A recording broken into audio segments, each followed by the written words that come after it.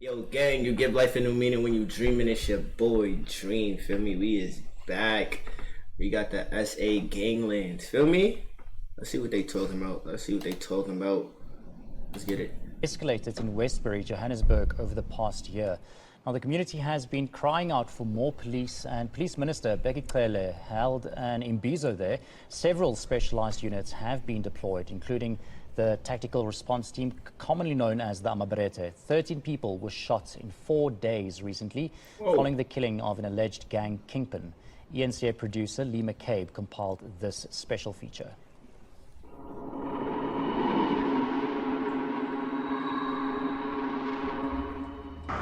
If you're under the impression that incidents of gang violence in Johannesburg only happen in areas like Westbury, Eldorado Park and maybe Rivoli, you are so wrong. Because the most recent hit in Johannesburg that claimed the life of the alleged gang leader of the fast guns, Keenan Ibrahim, happened right here in Constantia Kloof, in broad daylight during peak hour traffic.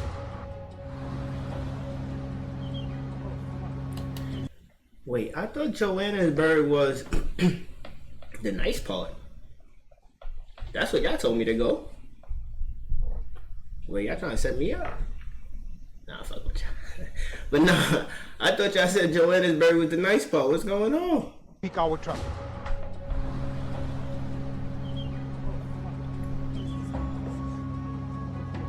Witnesses say that an unidentified vehicle pulled up next to his car and someone inside opened fire. The murder of Ibrahim was preceded by a hit a week earlier on a female gang member who was reportedly his right-hand woman or captain. In the run-up to Ibrahim... I ain't gonna lie, I've been on this earth for 26 years. I have never seen no shit like that before in my life. I'm gonna give y'all two. That was fire. I ain't never seen no shit like that in my life. That shit is hard. But that shit is fire. The murder of Ibrahim was preceded by a hit a week earlier on a female gang member who was reportedly his right-hand woman or captain. In the run-up to Ibrahim's funeral, 13 people were shot over a period of 4 days. The people of Westbury are no strangers to gang violence. In November last year, 2 people were killed in 1 day, which literally brought this community to its knees and onto the streets. See, like, the community praying that this shit stop. But I ain't gonna lie, community, they just killed the big dog. All the little homies right now is trying to get back, feel me? This about to, moments like this, it get ugly, feel me? Cause it's gonna get real treacherous. It's about to be wartime. You gotta be safe. Kids stay inside. Parents, make sure your kids is inside, you inside. Make sure y'all safe around times like this, cause you don't know who outside, who going for who. So, right, times like this, it's good to pray. Feel me? Make sure God on your side. But right here, you can't really control shit, because this right here is like, the leader's gone. They cut the head off the snake. Now it's just like, nigga, they just running loose now. So there's no control. So right now, until everybody get controlled, it's gonna be crazy.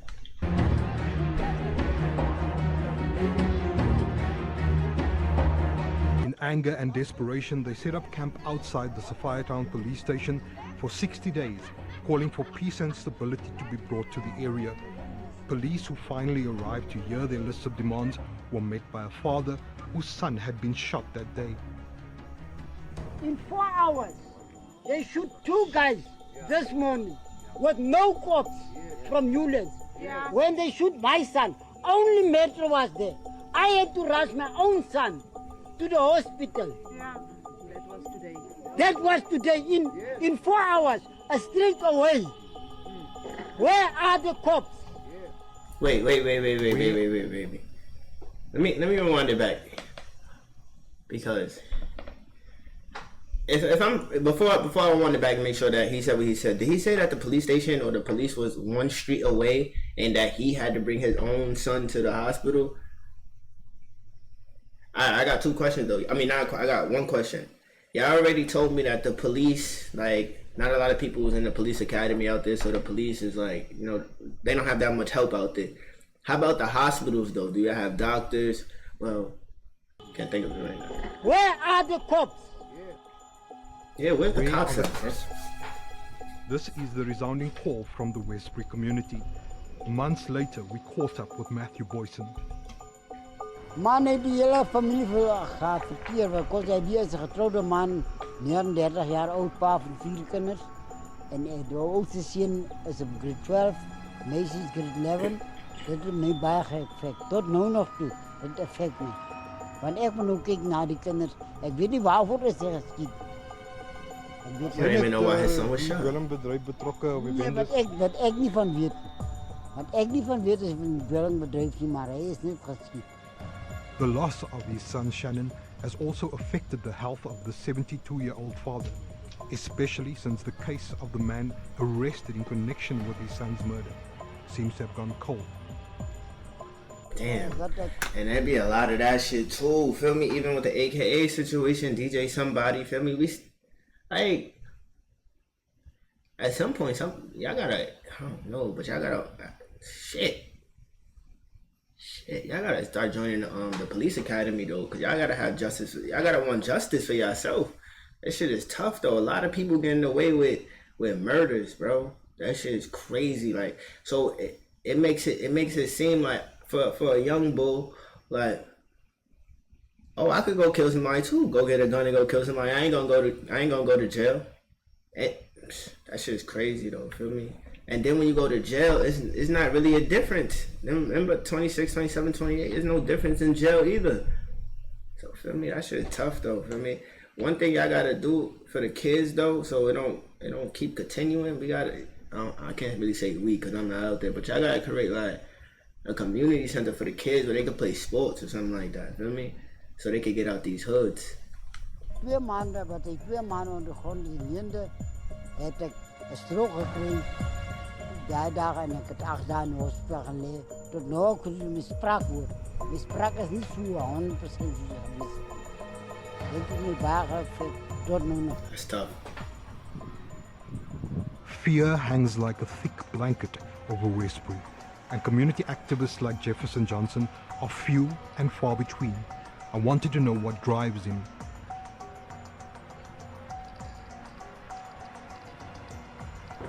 About 7 years ago exactly, I had lost my brother in a fatal shooting. To date, we still don't know what the reason was. There was also no case. So the case eventually got scrapped because there was no witnesses that would be able to take part in the case. But however, it was my brother's shooting that really pushed me to becoming and doing what I do in the community with regards to try my best to bring peace in the community. 5 months ago, Jefferson and other people of Westbury presented a list of demands to the police. Man of God. But so one of the things that we asked was for more visibility to the police, and they have given unto us visibility for that time period. And also, what we have asked as well was for every household in the area to be searched, including ourselves. That hasn't been done. So we asked that, and all that. We also asked for them to try and bring the kingpins together so that all these things can try and come to an end before things gets worse. Jefferson believes that while the recent assassinations have heightened tensions in the area, things would have been very different if the police had heeded. It's hard for the police to search everybody's crib though. But one thing that I keep hearing that the police don't want to come over there is like, is the police scared? That's what it sounds like. It sounds like the police scared to come to the hood and protect y'all. That's what it sounds like. I'm not gonna lie to y'all. Their pleas several months ago. And I don't believe it's because of the death of those 2 people, hence things are worse. No, it is because of the fact that when we spoke to the police, they didn't do what we asked for. That is why our people finds themselves right there, back into this anger yet again. Gun-Free South Africa's Jeremy Veri was recently in Eldorado Park during a similar protest action against gang violence. He believes police need to prioritize the confiscation of firearms in these areas. It's no normal policing that can, it is a reactive policing that just responds. You must go after the syndicates, you must go after the guns, and that's what me particularly, you know. The proliferation of guns here, like in the Cape, is what makes the lethalness of violence and the potential of crossfire crossfire killings much more higher in these confined spaces. We took a drive through Westbury with a police escort.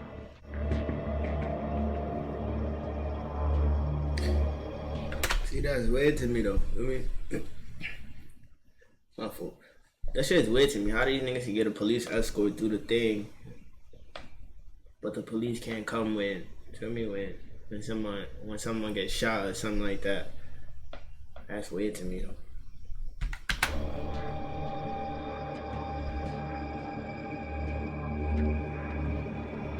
The recent gang violence in the area has been compounded by an influx of gang members from Cape Town. The flying of this American flag outside a block of flats confirms that this is indeed the case, signaling that this area belongs to the American gang. Oh yeah. There's always been a history since the 70s, in the time when you still had Spaldings and fast guns here. You always had an association with the Cape Flats in terms of the exchange of hitmen, and also in terms of hiding. People come and hide out here if they're from the Cape Flats on the run. That's the one association. And in the 90s now, it is just the pattern as gangs grew bigger and killing for hire became more professionalized, both this side and that side. And they don't There's get now in an trouble. exchange program. The current war being waged in Westbury is between the fast guns and the Varidos gangs. The proximity of their respective turfs is jarringly evident. The police minister's recent visit was marked by a flamboyant display of force to a community that has reached its wit's end. The last time there was a massive SAPS deployment here was in 2018, mad when the police. Amabarete unit was deployed to curb gang violence.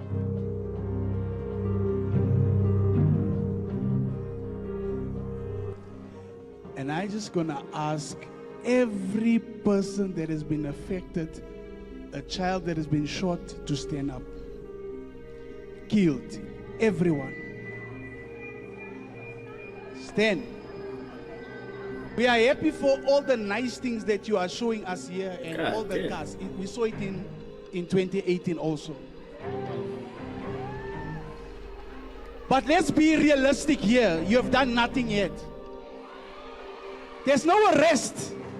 You are arresting people that are smoking dacha. We take the challenge. That's why we're here. That's why we want to do everything together with you. You argue that we did it in the year 2018. Yes. And we did get results. It can't be only the police that can change the fortunes of community here. You gotta be Other us. departments, that's why Premier's here. Experts say that communities affected by criminal gang activity tend to be ones that have a deep sense of alienation from government programs.